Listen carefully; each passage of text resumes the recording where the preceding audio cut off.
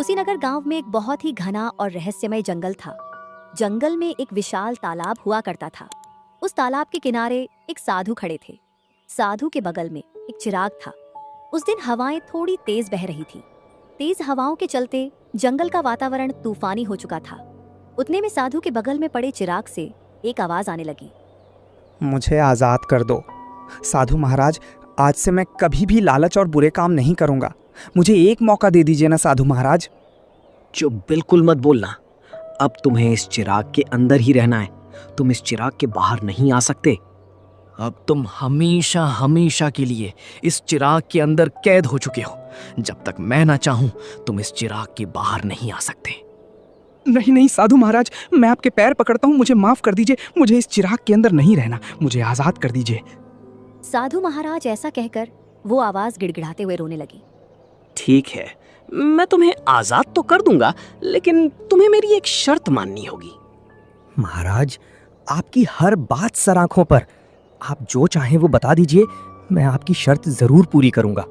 बस मुझे इसमें से आजाद कर दीजिए। साधु महाराज, मैं आपकी हर बात मानूंगा।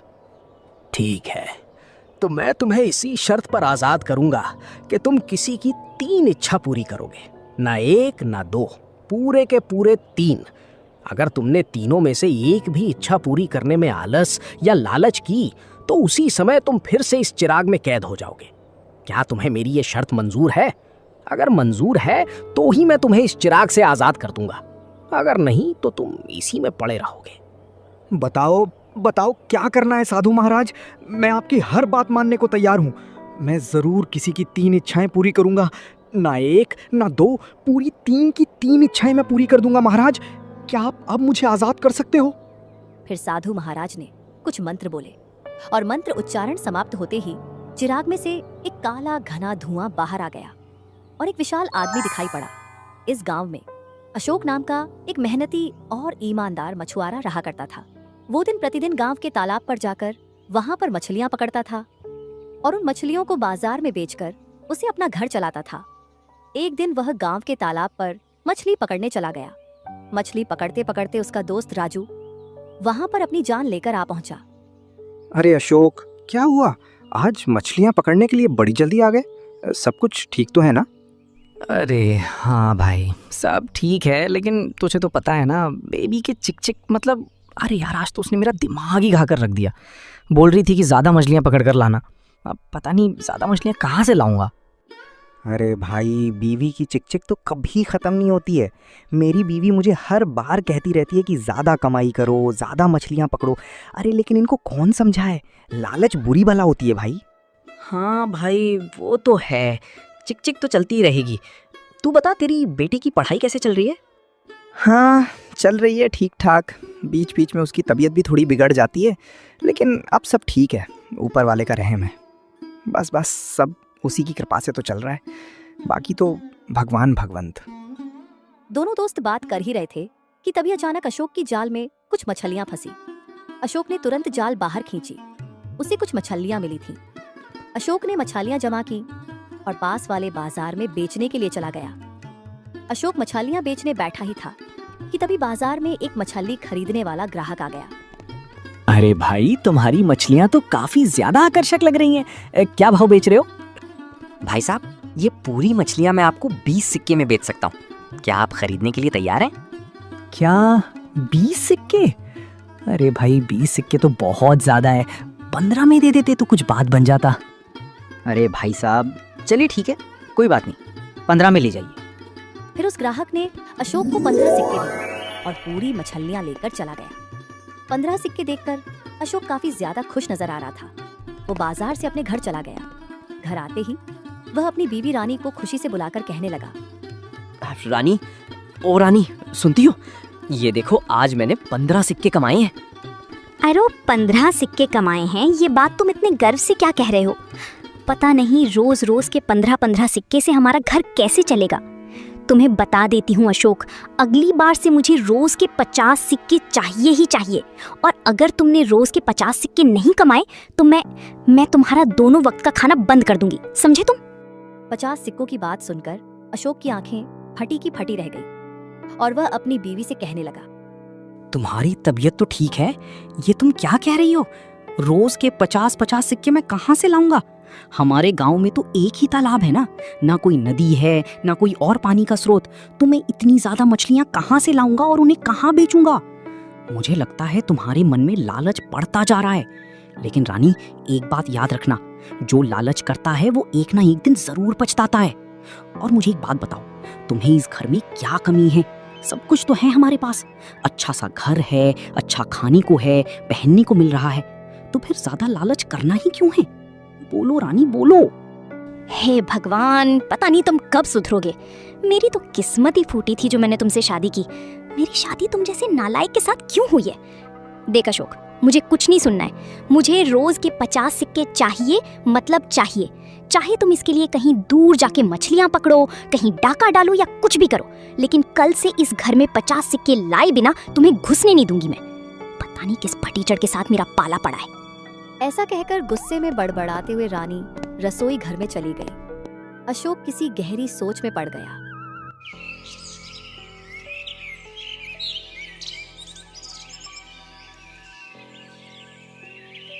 अगले दिन सुबह जल्दी उठकर अशोक अपनी बीवी रानी को हड़बड़ी में बुलाते हुए कहने लगा, रानी, ओ रानी, जल्दी आओ, मुझे तुमसे कुछ कहना है। अरे अशोक, क्या हुआ? आसमान सर पर गिर पड़ा है क्या? इतना हड़बड़ी में मुझे क्यों बुला रहे हो? रानी ने अशोक के हाथ में जाल और कुछ जरूरी सामान देकर अशोक से पूछा, ये क्या तुम्हारे हाथ में सब सामान कैसा है? तुम कहीं दूर जा रहे हो क्या? हाँ रानी, वही तो मैं तुम्हें बताना चाह रहा था। दरअसल मैं दूर के जंगल के तालाब में मछलियां पकड़ने जा रहा हूँ। तुम कह रही थी ना कि ज्यादा मछलियां पकड़ो, ज्यादा कमाई करो, तो आज मैं उस दूर वाले जंगल में जा रहा हूँ जहाँ तक मुझे लगता है मुझे ज्यादा मछलियां पकड़ने का मौका जरूर मिलेगा। अब तो खुश हो? ज्यादा हवा में उड़ने की जरूरत नहीं है। याद रखना, अगर तुमने आज से ज्यादा कमाई नहीं की तो इस घर में घुसने नहीं दूंगी। याद है ना, कल मैंने तुम्हें बताया था। अरे हाँ मेरी माँ, चलो अब मैं चलता हूँ। फिर अशोक मछली पकड़ने की जाल और कुछ जरूरी सामान लेकर दूर वाले जंगल के रास्ते निकल पड़ा। जैसे जैसे वह जंगल में अंदर जा रहा था, उसने कुछ अजीब सा महसूस किया। कहीं ये जंगल मायावी तो नहीं है? मुझे यहाँ पर कुछ अजीब सा महसूस हो रहा है। लगता है ये जंगल कोई साधारण जंगल नहीं है। खैर, जो भी हो, इस जंगल में मुझे कोई ऐसा तालाब जरूर मिलेगा जिसमें बहुत सारी मछलियाँ होंगी। अशोक मन ही मन खुश होकर जंगल के रास्ते आगे जा रहा था कि तभी उसने एक कोने में एक साधु महाराज को बैठे देखा। अरे साधु महाराज, चलो इनसे आशीर्वाद लेकर ही आगे अपनी यात्रा करता हूँ। शायद उनके आशीर्वाद के कारण मेरी कमाई बढ़ जाए। फिर अशोक ने उस साधु महाराज के पास पहुंच गया। अशोक को देखते ही साधु महाराज ने कहा, आओ आओ अशोक, मुझे तुम्हारा ही इंतजार था। साधु महाराज के मुंह से अपना नाम सुनकर अशोक चौंक गया और साधु महाराज से कहने लगा, महाराज, आपको मेरा नाम कैसे पता? हम आज तक कभी मिले भी नहीं है। आप सच में चमत्कारिक साधु महाराज हो।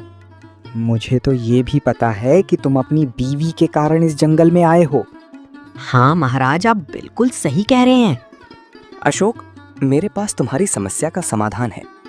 मुझे पता है कि तुम एक ईमानदार और मेहनती मछुआरे हो। मेरी बात ध्यान से सुनो। यहाँ से कुछ दूरी पर तुम्हें एक बहुत विशाल तालाब दिखाई देगा।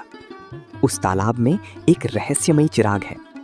उस चिराग को ढूंढ लो, और अगर तुम उस चिराग को ढूंढने में कामयाब हो जाते हो तो वो चिराग तुम्हारी जिंदगी बदल सकता है। अच्छा साधु महाराज, क्या वो चिराग रहस्यमय या जादुई है? तुम्हारे हर एक सवाल का जवाब तुम्हें धीरे धीरे जरूर मिलेगा। इतने में अचानक वो साधु महाराज वहां से गायब हो गए।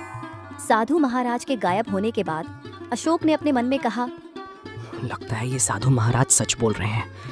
मुझे आगे जाकर उस तालाब को खोज करके वो चिराग हासिल करना ही होगा। क्या पता, शायद मेरी जिंदगी सच में बदल जाए। उसके बाद बेनी यात्रा पर निकल पड़ा। थोड़ी देर चलने के बाद उसको दूर से एक चमकता हुआ पानी का स्रोत दिखाई दिया। जैसे ही वह पास पहुंचा, उसने देखा कि सामने एक बहुत ही विशाल तालाब था। तालाब को देखकर अशोक बहुत ही खुश हुआ और खुशी से कहने लगा, लगता है जिस तालाब की मुझे खोज है ये वही तालाब है।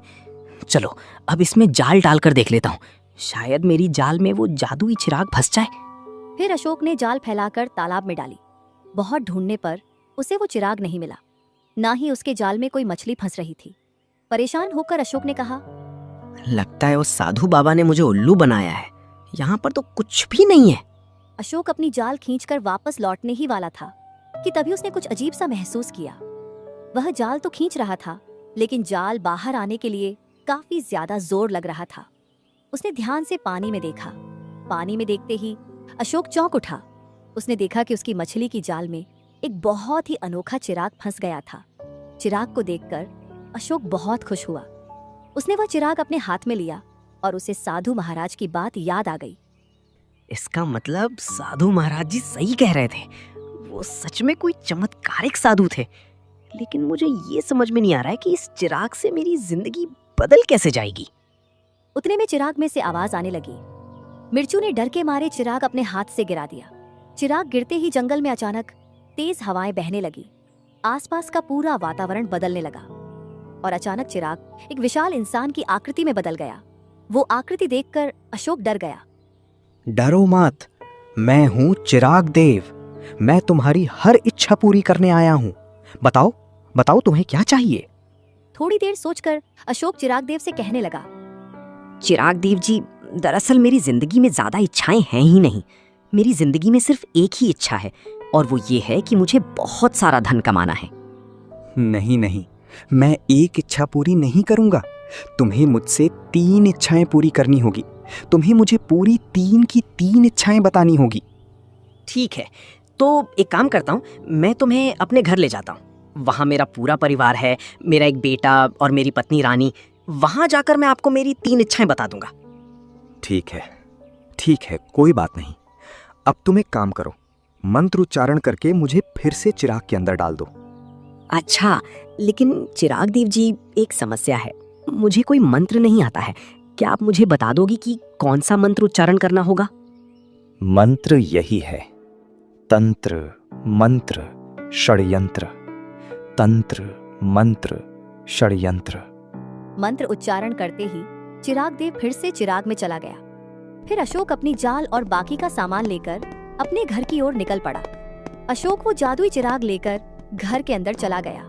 उसकी पत्नी बड़े गुस्से से अशोक को देखकर चिल्लाने लगी, ये सब क्या है और ये कौन सी फर्नीचर चीज मेरे घर के अंदर ले आए हो? तुम्हें बोला था ना मुझे रोज के 50 सिक्के चाहिए। अब तो तुम घर के अंदर नहीं रहोगे। तुम यहाँ का दाना पानी सब बंद। निकलो मेरे घर से, बाहर निकल जाओ। तभी रानी को मनाते हुए अशोक कहने लगा, अरे रानी, मेरी बात तो सुनो। ये कोई फटीचर चीज नहीं है, ये बहुत ही कीमती है। कीमती? क्या ये कीमती है? तुम्हारा दिमाग तो ठिकाने पर है ना कि घास चरने चला गया है? कुछ भी कीमती बोल रहे हो। अरे रानी, ऐसी कोई बात नहीं है। दरअसल वो हुआ यूं कि फिर अशोक ने उसके साथ जंगल में घटी पूरी घटना रानी को बता दिया। बिरजू के साथ घटी उस घटना को सुनकर रानी भी हक्का बक्का रह गई और वो अशोक से कहने लगी, क्या क्या क्या तुम सच कह रहे हो? मतलब सच में कोई जादुई चिराग हाथ लगाए? हाँ, अरे हाँ रानी, हाँ बिल्कुल सच कह रहा हूँ। देखो, मैं अभी इसमें से चिराग देव को बाहर बुलाता हूँ। फिर अशोक ने मंत्र उच्चारण करके बोला। तंत्र मंत्र षड्यंत्र। मंत्र उच्चारण करते ही चिराग में से चिराग देव की विशाल आकृति बाहर आई। चिराग देव को विशाल रूप देखकर अशोक की पत्नी और उसका बेटा सनी काफी ज्यादा डर गए। डर के मारे वह तो कांपने लग गए। डरो मत, मैं यहाँ तुम सबकी इच्छाएं पूरी करने आया हूँ। बताओ बताओ अशोक, तुम्हारी पहली इच्छा क्या है? चिराग देव जी, दरअसल जिंदगी में मेरी सिर्फ एक ही इच्छा है और वो ये है कि मेरे पास कहीं से काफी सारा धन आ जाए और यही मेरी बीवी रानी की भी इच्छा है। तो क्या तुम वो इच्छा पूरी करोगे? हाँ बिल्कुल, क्यों नहीं करूँगा। सुनो, मेरी बात सुनो। यहाँ से करीब 2 मील दूरी पर एक काफी घना जंगल है। उस जंगल में जाते ही तुम्हें एक सफेद पेड़ दिखाई देगा। उस सफेद पेड़ के ठीक बगल में अगर तुम खुदाई करोगे तो तुम्हें वहां से काफी सारा धन मिलेगा, जिससे तुम इस गांव के क्या, इस पूरे राज्य के सबसे धनी व्यक्ति बन जाओगे।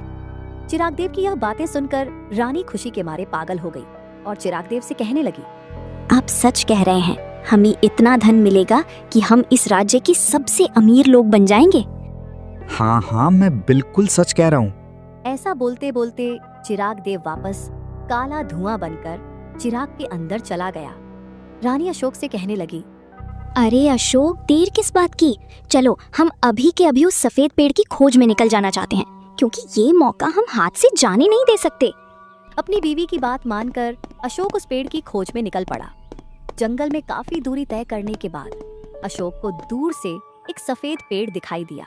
सफेद पेड़ दिखते ही अशोक काफी ज्यादा खुश हो गया और वो और उसकी पत्नी रानी पेड़ के बगल में खुदाई करने लगे। थोड़ी खुदाई करने के बाद दोनों को एक बहुत ही अनोखा बक्सा मिला, जिसको खोलते ही दोनों को खुशी के झटके लगे। उस बक्से के अंदर बहुत सारे हीरे थे। दोनों ने उस हीरों को अपने पास रख लिया और वापस अपने घर चले गए। उसके बाद रानी और अशोक दोनों ने उन हीरों को बेच दिया। बेचकर उन्हें इतनी संपत्ति मिली कि वह उस पूरे राज्य के सबसे धनी लोग बन गए। अब अशोक सामान्य झोपड़ी में नहीं, बल्कि एक आलीशान महल में रहता। उसके अब पूरे परिवार की जिंदगी अब बदल चुकी थी। एक दिन अशोक अपने घर के आंगन में बैठा ही था कि तभी चिराग में से आवाज आने लगी और फिर एक बार वह चिराग देव चिराग में से बाहर आकर अशोक से पूछने लगे, लगता है तुम्हारी पहली इच्छा पूरी हो चुकी है। बताओ अब तुम्हारी दूसरी इच्छा क्या है? वो अभी मैं अभी पूरी कर देता हूँ। थोड़ी देर सोचने के बाद अशोक ने चिराग देव से कहा, चिराग देव जी, मेरी जिंदगी में ज्यादा कुछ इच्छा तो है नहीं, लेकिन हाँ, जब से मेरा बेटा पैदा हुआ है मेरी उसके लिए एक दिल से इच्छा है, और वो ये है कि वो इस पूरे राज्य का सबसे बुद्धिमान व्यक्ति बने। तो क्या तुम मेरी वो इच्छा पूरी कर सकते हो? हाँ हाँ भाई, क्यों नहीं। मैंने तो तुम्हें पहले ही बता दिया था कि तुम जो भी इच्छा जाहिर करोगे वो मैं पूरी कर दूंगा। आज से तुम्हारा बेटा सनी इस पूरे राज्य का सबसे बुद्धिमान व्यक्ति है और लोग उसके पास आकर अपनी हर एक सवाल का जवाब लेंगे। ऐसा कहकर चिराग देव वापस चिराग के अंदर चला गया। अगले ही दिन अशोक के घर के बाहर पूरे राज्य के लोग आकर खड़े हो गए और वह अशोक को बाहर बुलाकर पूछने लगे, अरे शुक्रिया शुक्रिया। दरअसल मेरा बेटा सनी है ही इतना होशियार कि उसके पास जो भी जिस प्रकार की भी समस्या लेकर आता है उसकी वो समस्या हल हो जाती है। यह सब बातें सुनकर रानी महल के बाहर आई और उसने देखा कि राज्य के काफी सारे लोग महल के बाहर जमा हुए थे। अरे अशोक, ये सब लोग कौन है? अरे रानी, ये सब लोग राज्य के दूर दूर के इलाकों से आए हैं और उन्हें सनी से मिलना है। दरअसल उन्हें ये बात पता चली है कि हमारा सनी हर एक की समस्या दूर करता है। वो काफी ज्यादा बुद्धिमान जो हो चुका है। अशोक की यह बातें सुनकर रानी बहुत ही खुश हो गई। अगले दिन जब अशोक अपने पूरे परिवार के साथ नाश्ता कर रहा था कि तभी अचानक चिराग में से फिर से आवाज आने लगी और चिराग में से चिराग देव बाहर आ गए। चिराग देव ने फिर एक बार अशोक से पूछा, बताओ बताओ फिर से, जो तुम्हारी तीसरी इच्छा क्या है? देखिए चिराग देव जी, अब हमारी जिंदगी में सिर्फ एक ही इच्छा है। आप देख ही सकते हो कि अब हमारी उम्र हो चुकी है, तो हमें फिर से जवान बनने की इच्छा है। क्या आप हमारी ये इच्छा पूरी कर सकते हैं? बिल्कुल बिल्कुल। उसके बाद अचानक से अशोक और उसकी पत्नी रानी जवान होने लगे। रानी और अशोक दोनों आईने के पास चले गए और अपने आप को अच्छे से निहारने ला। अरे वाह, हम तो फिर जवान हो गए। चिराग देव जी, आपका बहुत बहुत धन्यवाद। तभी अशोक रानी के आसपास देखा, लेकिन चिराग देव वहां से गायब हो चुका था। लेकिन अचानक अशोक के पीछे से एक भयानक आवाज आने लगी।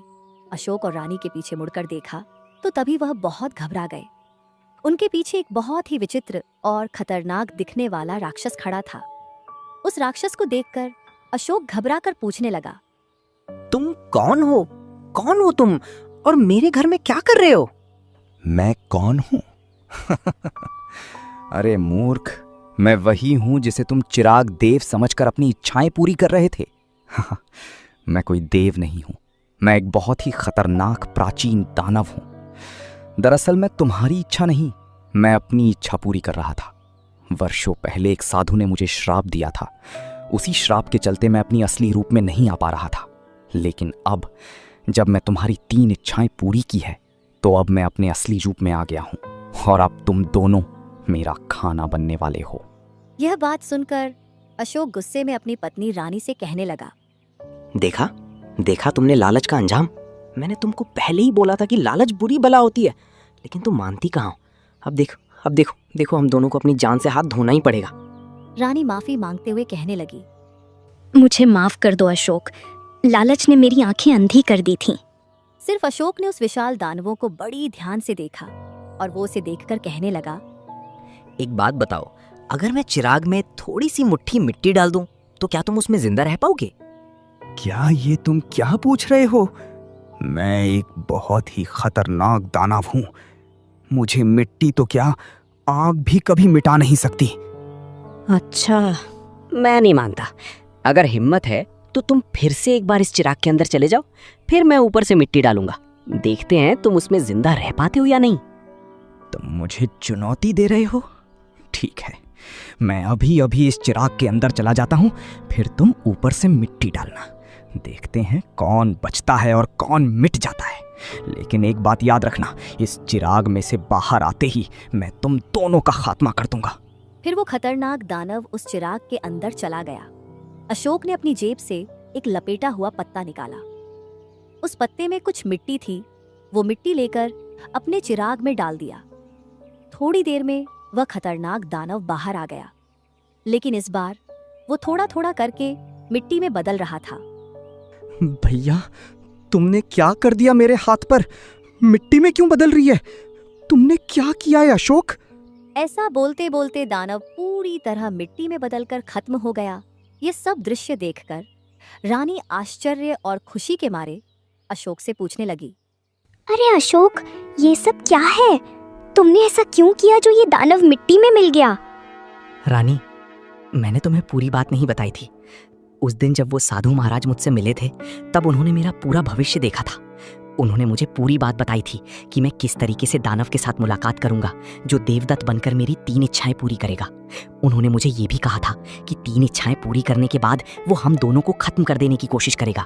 इसलिए उन्होंने ये मिट्टी मेरे हाथ में थमाकर मुझसे कहा था कि जब वो तुम्हें खत्म करने की कोशिश करे, तब उसे एक चुनौती देकर चिराग के अंदर जाने को कहना, और जैसे ही वो चिराग के अंदर जाएगा, तुम ये मिट्टी चिराग में डाल देना। वो दानव तुरंत खत्म हो जाएगा। वाह वाह अशोक, तुमने तो आज हम दोनों की जान बचा ली और मुझे सबक भी मिल गया कि जिंदगी में लालच करना बहुत बुरी बात होती है। अशोक और रानी दोनों बहुत ही खुश नजर आ रहे थे। खुश हो भी क्यों ना उनके ऊपर से एक बहुत बड़ा संकट जो टल गया था।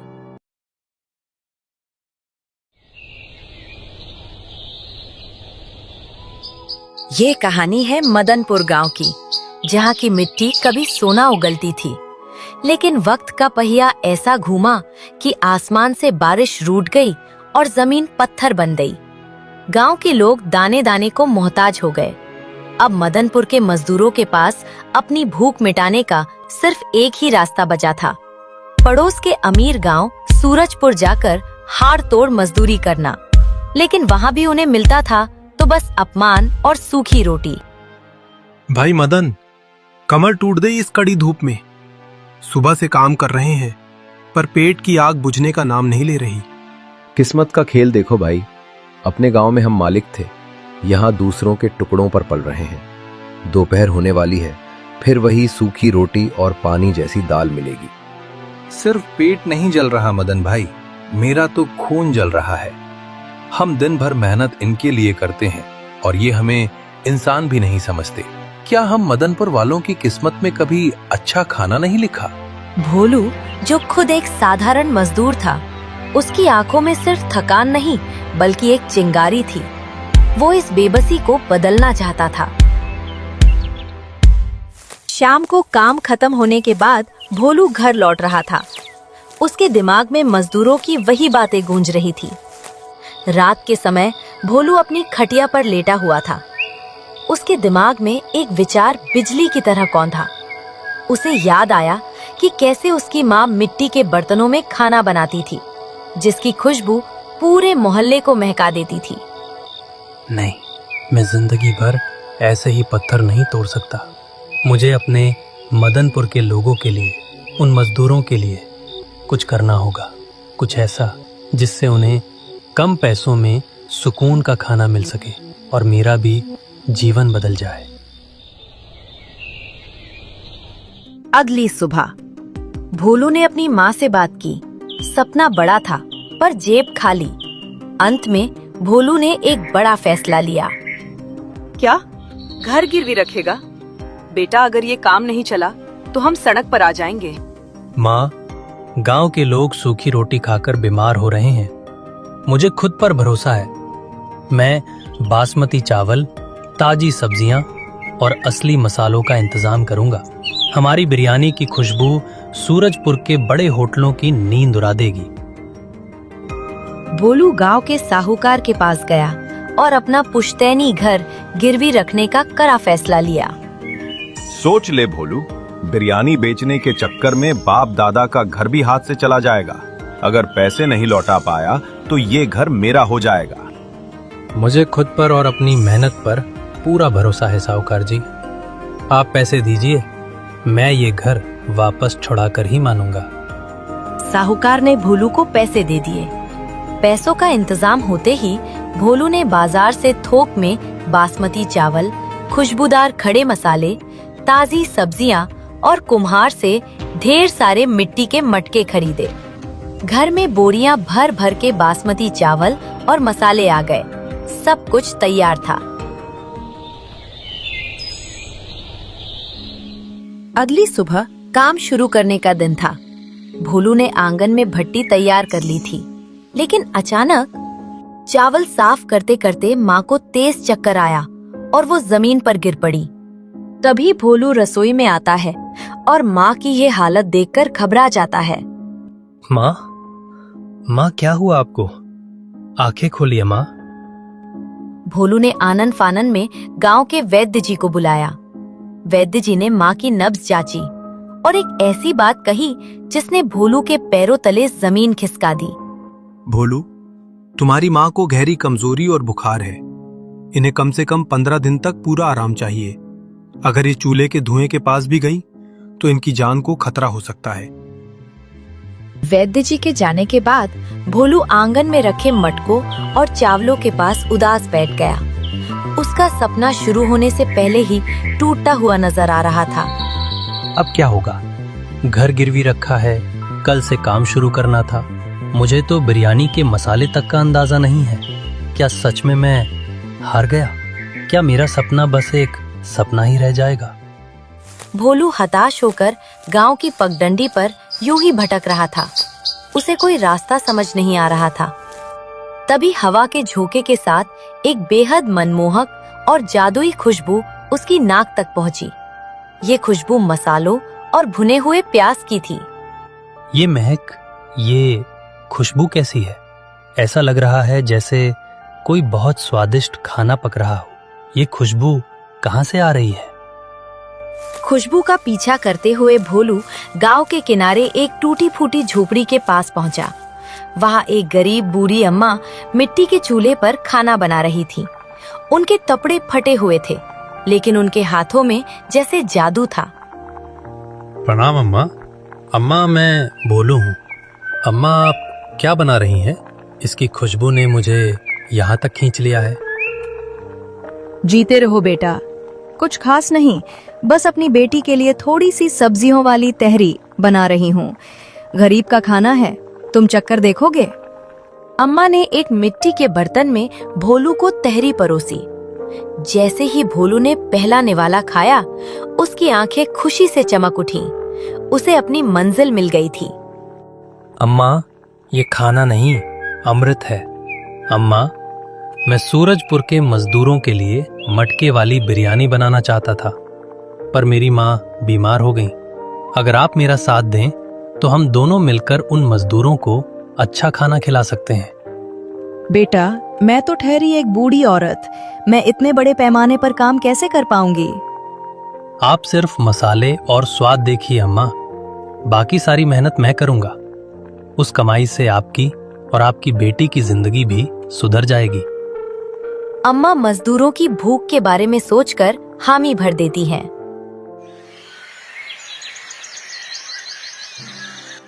अगली सुबह अम्मा और उनकी बेटी भोलू के घर पहुंच गईं।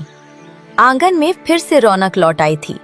भोलू ने बासमती चावल धोए और अम्मा ने सिलबट्टे पर ताजे मसाले पीसे। मिट्टी के चूल्हे पर धीमी आंच पर मटके चढ़ाए गए। भोलू भाई, ये देखिए, जब हम मट्टी का मुंह इस आटे से बंद करेंगे तो इसे दम कहते हैं। सारी खुशबू अंदर ही कैद हो जाएगी। वाह, जब ये मटका बाजार में खुलेगा तो लोग दीवाने हो जाएंगे। हाँ बेटा भोलू, बस तू आंच बराबर रखना। बिरयानी का असली स्वाद मसालों के धीमी आंच पर पकने में ही होता है। कुछ ही देर में पूरा घर बिरयानी और केवड़े की महक से भर गया। अगली सुबह भोलू ने एक ठेला किराए पर लिया और उस पर गर्मा गर्म बिरयानी के मटके सजा लिए और सूरजपुर के बाजार की ओर चल पड़ा। उसके दिल की धड़कनें तेज थीं। क्या लोग एक मजदूर के हाथ की बिरयानी खाएंगे? जय हो छठी मैया, आज लाज रख लेना। जैसे ही मजदूरों की छुट्टी हुई, भोलू ने पहले मटके की आटे वाली सील दम खोली। सील खुलते ही भाप की ऐसी खुशबू फैली कि पूरे बाजार का ध्यान भोलू के ठेले की तरफ खिंच गया। अरे बाप रे, क्या खुशबू है भाई। पेट तो पहले ही खाली था, ये महक सूंघकर तो भूख दुगनी हो गई। कितने की है एक प्लेट? प्लेट नहीं काका, ये पूरा मटका सिर्फ आपके लिए है। कीमत बस उतनी ही जितनी आप खुशी से दे सकें। मजदूरों ने एक मटका खरीदा और हिचकिचाते हुए पहला निवाला लिया और लेते ही उनकी आंखों में चमक आ गई। अरे वाह, ऐसा स्वाद तो हमने आज तक कभी नहीं चखा। ये तो किसी बड़े शहर के बावर्ची से भी अच्छा है। मजदूर की बात सुनते ही बाकी लोगों की जिज्ञासा और बढ़ गई। देखते ही देखते भोलू के ठेले के सामने भीड़ लगने लगी। जो भी उस खुशबू को सूंघता खुद को रोक नहीं पाता। कुछ ही देर में वहाँ लोगों की कतार लग गई। भोलू की कामयाबी सूरजपुर के बड़े होटल मालिकों की आंखों में खटकने लगी। होटल का मालिक खन्ना, जो मजदूरों को सड़ी गली रोटियां बेचता था, आग बबूला हो उठा। ये कल का छोरा, ये मदनपुर का मजदूर मेरी दुकानदारी ठप करेगा। देखो इसे, कैसे सरेआम धूल में बिरयानी बेच रहा है। खन्ना अपने कुछ गुंडों के साथ भोलू के पास पहुंचा और उसका ठेला पलटने की कोशिश की। ओए छोरे, यहाँ दुकान लगाने का लाइसेंस है तेरे पास? हटा ये कचरा यहाँ से, वरना जेल भिजवा दूंगा। लाला जी, मेहनत की कमाई खा रहा हूँ, किसी की चोरी नहीं की। ये मजदूर भाई मेरा खाना पसंद कर रहे हैं क्योंकि इसमें ईमानदारी की महक है, आपके जैसा लालच नहीं। होटल मालिकों ने भोलू को डराने की बहुत कोशिश की, लेकिन सूरजपुर के मजदूर भोलू के साथ खड़े हो गए। खबरदार लाला, अगर भोलू को हाथ भी लगाया, बरसों से तुमने हमें लूटा है। अब हमें सही खाना मिल रहा है तो तुम्हें तकलीफ हो रही है। भोलू यहीं रहेगा। गुंडे पीछे हट गए। भोलू की जीत हुई। मटके की मिट्टी वाली खुशबू और सस्ता दाम सीधे लोगों के दिलों में उतर गया। दूर दूर के गांवों से लोग भोलू की मटका बिरयानी चखने आने लगे। रात हो चुकी थी। भोलू अपना ठेला लेकर घर लौट रहा था। घर में उसकी बूढ़ी अम्मा और बेटी भोलू का इंतजार कर रही थी। अम्मा देखिए, आज फिर सारे मटके खाली हो गए। आपकी मेहनत रंग ला रही है। महीने बीतते गए और भोलू की किस्मत पूरी तरह बदल गई। जिस ठेले को धक्का मारना मुश्किल था, आज वहाँ लोगों की लंबी कतारें लगती थी। भोलू ने खूब पैसा कमाया, लेकिन वो अपनी जड़ों को नहीं भूला। माँ, अब आपको काम करने की जरूरत नहीं। देखिए, आपकी दुआओं से आज हमारे पास सब कुछ है। बेटा, तूने मेरा सिर गर्व से ऊंचा कर दिया, लेकिन याद रखना, ये पैसा उन मजदूरों की दुआओं का है। उन्हें कभी मत भूलना। अम्मा, आज से आप सिर्फ मेरी मददगार नहीं, मेरा परिवार हो। ये घर अब आपका भी है। जैसे जैसे भोलू का नाम बढ़ रहा था, सूरजपुर के पुराने और बड़े होटल मालिकों की रातों की नींद हराम हो रही थी। खन्ना सेठ, जिसका होटल अब खाली रहने लगा था, साजिशें रचने लगा। उस मामूली मजदूर की इतनी हिम्मत। मेरी पुश्तैनी दुकान के सामने उसने मेला लगा रखा है। खन्ना ने भोलू के काम में बाधा डालने के लिए बाजार के सफाई इंस्पेक्टर को रिश्वत देकर अपने पक्ष में कर लिया। एक दोपहर जब भोलू का स्टॉल ग्राहकों से भरा हुआ था, तभी पुलिस की गाड़ी वहां आकर रुकी। इंस्पेक्टर साहब बड़े रौब के साथ नीचे उतरे। ए लड़के, बंद करिए दुकान। हमें खबर मिली है कि तू यहाँ गंदगी फैला रहा है और बिना लाइसेंस के सड़क किनारे धंधा कर रहा है। साहब, हम साफ सफाई का पूरा ध्यान रखते हैं और ये मटके तो पर्यावरण के लिए भी अच्छे हैं। लाइसेंस के लिए मैंने अर्जी दी है। अर्जी वर्जी कुछ नहीं, अभी के अभी ये मटके फोड़ दो, वरना सरकारी काम में बाधा डालने के जुर्म में जेल जाओगे। भीड़ में सन्नाटा छा गया। खन्ना से दूर खड़ा ये तमाशा देख रहा था और मन ही मन मुस्कुरा रहा था। भोलू बेबस खड़ा था, लेकिन तभी सूरजपुर के मजदूरों की टोली वहां आ पहुंची। मदन, जो भोलू के साथ मजदूरी करता था, सबसे आगे बढ़ा। साहब, आप ये मटके नहीं फोड़ सकते। भोलू हमें वो खाना दे रहा है जो यहाँ के बड़े बड़े होटलों ने आज तक नहीं दिया।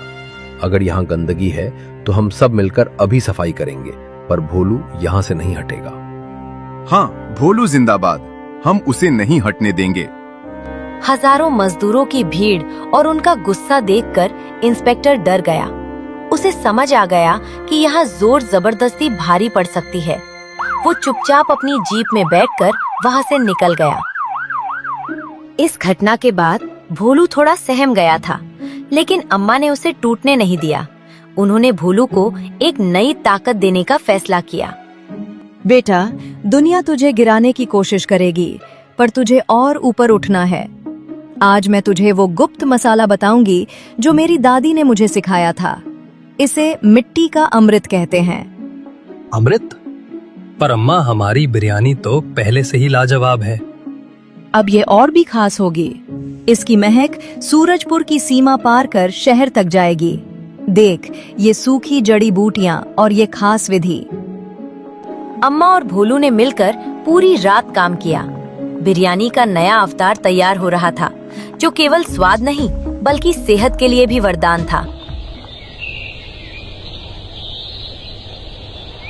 अगली सुबह अम्मा के नए नुस्खे ने वो कमाल किया कि अब सूरजपुर के बाजार में पैर रखने की जगह नहीं बची। यहाँ तक कि शहर के अमीर लोग अपनी बड़ी गाड़ियों में बैठकर मटका बिरयानी खाने आने लगे। अरे वाह, शहर के 5 स्टार होटल में भी ऐसी बासमती की महक और ऐसा दम नहीं मिलता। भोलू भाई, तुमने तो कमाल कर दिया। साहब, ये सब मिट्टी का आशीर्वाद और अम्मा का हुनर है। भोलू की सफलता अब एक ब्रांड बन चुकी थी। जो लोग कल उसे मजदूर कहकर दुत्कारते थे, आज उसके साथ फोटो खिंचवाने के लिए कतार में खड़े थे। लेकिन भोलू घमंडी नहीं हुआ। भोलू की नजरें अभी भी उन गरीब मजदूरों पर थीं, जिनके साथ उसने कभी धूल में रोटी खाई थी। कुछ महीने बाद भोलू के पास अब धन की कोई कमी नहीं थी। उसने सबसे पहले अपनी माँ के लिए शहर से सबसे अच्छे डॉक्टरों को बुलाया। भोलू जी, आपकी माँ अब पूरी तरह स्वस्थ हैं और सच कहूँ तो आपकी सफलता की खुशी ने उनके लिए किसी भी दवा से ज्यादा काम किया है। बेटा, तूने मेरा इलाज ही नहीं करवाया, बल्कि मदनपुर की उस बंजर जमीन का सीना चीरकर खुशियां निकाल ली। मुझे तुझ पर गर्व है।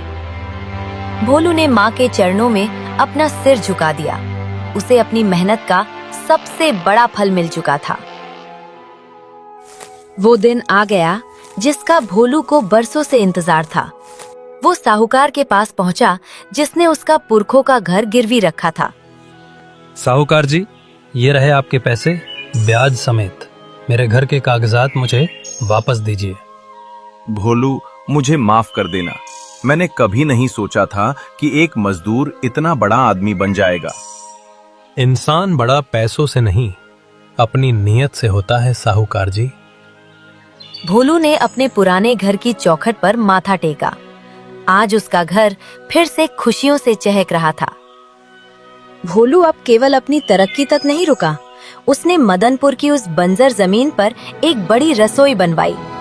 भाइयों, अब किसी को सूरजपुर में मजदूरी करने की जरूरत नहीं। हम यहीं बिरयानी बनाएंगे और पूरे देश में भेजेंगे। मदनपुर अब मजदूरों का नहीं, मालिकों का गांव कहलाएगा। मदनपुर की जो मिट्टी कभी पत्थर थी, आज वहाँ खुशहाली के फूल खिल रहे थे। शाम हो चुकी थी। पूरा परिवार एक साथ बैठा बातें कर रहा था। आज सबके चेहरों पर सुकून और खुशी साफ दिखाई दे रही थी। भोलू बेटा, देख, आज तेरी बिरयानी की महक शहर के ऊंचे आसमानों तक पहुंच गई है। हाँ अम्मा, और ये तो बस शुरुआत है। जब तक दुनिया में भूख रहेगी, मदनपुर की मिट्टी का ये स्वाद सबको तृप्त करता रहेगा।